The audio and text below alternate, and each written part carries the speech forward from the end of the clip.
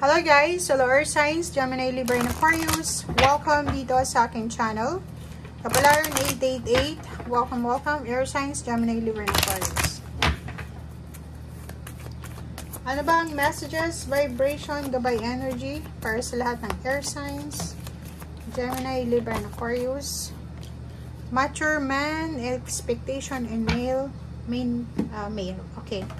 Earth Signs. Nako. Ikaw ba ay nag-i-expect? It's either relationship yan or partnership, or pwedeng may concern ka regarding sa yung father figure. Nakikita ko sa'yo dito na siguro may ini-expect ka sa karelasyon mo, or siguro may ini-expect ka sa yung elder, sa yung parent, like father figure or mother. So, lalaki to, pero wala namang gender sa tarot. So, sinasabi ng barahan na nag-i-expect ka. Or pwedeng nakikita natin, nag-i-expect ka ng development sa relationship mo with your karelasyon. Or nag-i-expect ka na matapos na yung issues mo sa iyong father or sa iyong parent. So, sa iyong tiyuhin or kung sino man yan na medyo may edad na konektado sa iyo. Relationship, pwedeng dalawa yung manliligaw mo. Kung single ka, posibleng isang binata, isang medyo matanda na senior citizen na siya, or siguro in a relationship ka, married ka, or may live-in partner, pero meron pa rin na nagkakagusto sa'yo. Nako, mag-iingat ka, dahil posibleng may eruption.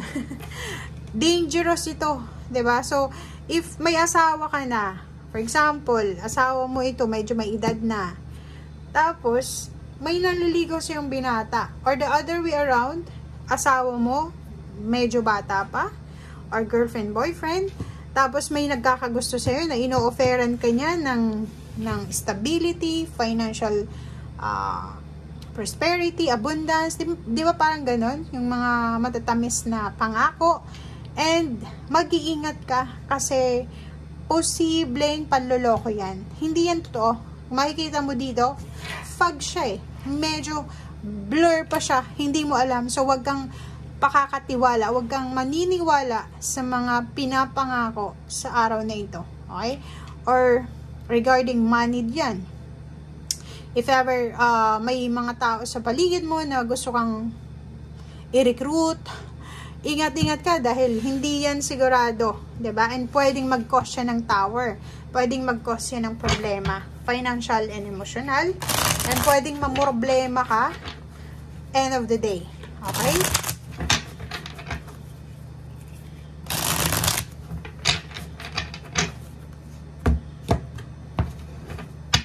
Or pwedeng ikaw ay lalaki or babae, yung nililigawan mo or gusto mo ay may ibang gusto. Parang ganun. Okay, so decision making yung kailangan mong gawin dito. 'Di ba? Huwag tayong marupok. Napakarupok ng barahang to, oh. Kung makikita mo, judgment. Kailangan mong gumawa ng desisyon. Lumabas sa comfort zone mo. Pero dapat kalma ka lang. Nandito yung Queen and King of Cups, King and Queen of Cups. Tapos, meron ditong fire na judgment. May fire din dito. Pero dito, sinasabi na medyo foggy siya.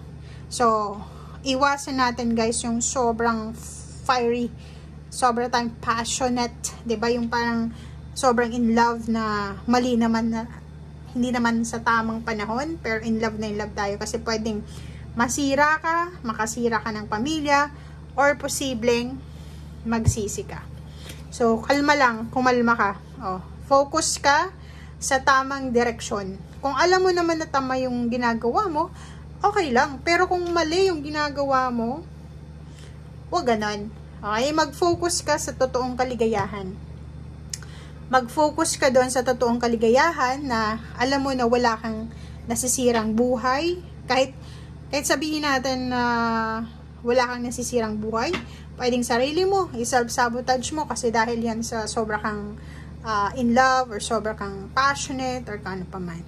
So, Nine of Pentacles, Sinasabi ng brasser dito na posibleng isa sa dahilan dito kung bakit nangyayari to is dahil mataas yung pangarap natin sa financial. Siguro ano na tayo pagod na. Pwedeng pagod ka na sa problema, sa paghawak ng problema mo, or pagod ka na sa obligasyon. So, nakikita mo na gusto mong maging maayos na. O, tingnan mo, pagod ka na sa pag-aaway, emotional, financial. So, ang nakikita ko sa'yo dito, gusto mo nang magkaroon ng katahimikan. Gusto mong magkaroon na ng peace and harmony, balance, and then gusto mo na ng stability sa pera. Parang ganun. So, if ever hindi ka masaya sa asawa mo dahil hindi siya kumikita ng malaki, siguro kung sino itong nag-offer sa'yo ng relationship, or money, or stability, siguro hindi naman natin pwedeng questionin kayo, or hindi ko naman kayo kini-question, kasi kayo yung nakakaramdam, diba? Pagod ka na pagod ka na sa problema pinansyal, pagod ka na sa away-bati na relationship.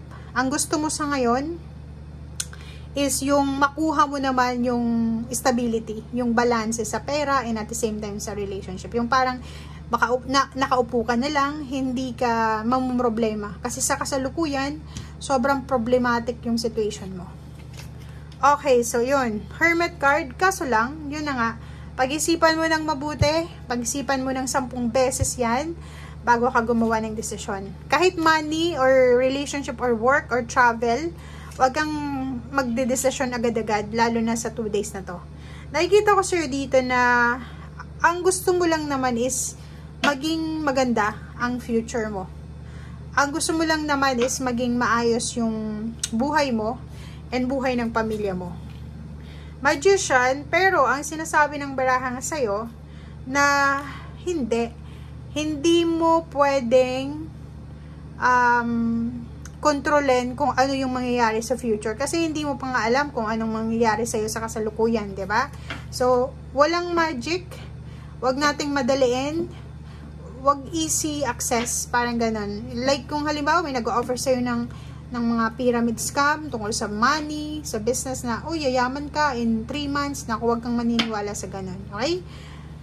May mga situation ka sa buhay mo na kailangan mong iwanan, let go, abandon. It's like may mga relationship na bawal, na kailangan mong iwasan. May mga trabaho na illegal or scam na kailangan mong iwasan. Mayroong mga argumento, pag-aaway na kailangan mong iwasan. May mga hindi panahon, hindi nasa tamang panahon na relationship, mga third party na kailangan mong iwasan. Okay, so yun. So, sinasabi ng brase dito na wag kang masyadong ma-stress, wag kang masyadong mag-alala kasi makukuha mo yung success mo, magkakaroon ng balance yung financial mo kahit na hindi ka gumawa ng ganyan na ino-offer sa'yo. Kasi itong ino-offer sa'yo, it's either universe yung nag-offer sa'yo nito or temptation nito sa'yo is easy access. Easy access sa relationship, easy access sa money. So, pero, yun na nga. Ang masama ay masama. So, comment down below, pag-isipan mo, reflect sa araw na ito. And, yun. Thank you guys. Bye!